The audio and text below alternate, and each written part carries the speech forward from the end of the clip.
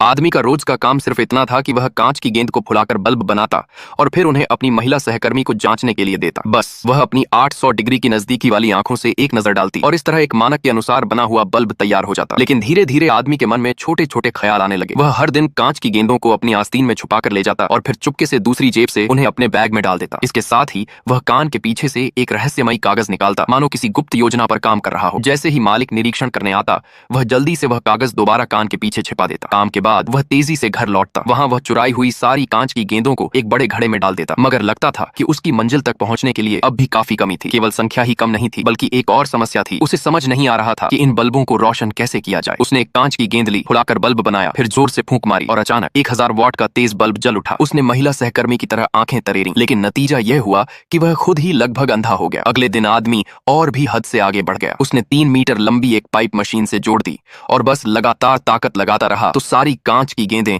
उसके बैग में चली जाती। मगर इस बार मालिक ने उसे पकड़ लिया। गुस्से में उसके कानों से धुआं निकलने लगा और अगले ही पल आदमी को लात मारकर बाहर निकाल दिया गया। अब न तो नौकरी रही, न ही उसकी योजना आगे बढ़ सकी। गुस्से में आदमी ने रहस्यमयी नक्शा टुकड़े टुकड़े कर फाड़ दिया। पर तभी अचानक एक रहस्यमयी शख्स ने वह कागज उठा लिया। आदमी उदास ही था कि दरवाजे पर दस्तक हुई। दरअसल वह उसकी महिला सहकर्मी थी। उसके हाथ में वही नक्शा था और साथ ही एक बड़ा घड़ा भरा हुआ कांच की गेंदों से। अब संख्या पूरी हो गई थी। आदमी ने खुशी खुशी सारी गेंदों को मुंह में डाल लिया। एक बहुत बड़ा बल्ब बनकर निकला। महिला सहकर्मी ने एक नजर डाली और पल भर में एक विशाल चमकता हुआ बल्ब जगमगा उठा। वह धीरे धीरे गर्म हवा के गुब्बारे की तरह आसमान की ओर उठ गया। असल में आदमी की गुप्त योजना उसका अपना अंतरिक्ष में उड़ने का सपना पूरा करना था।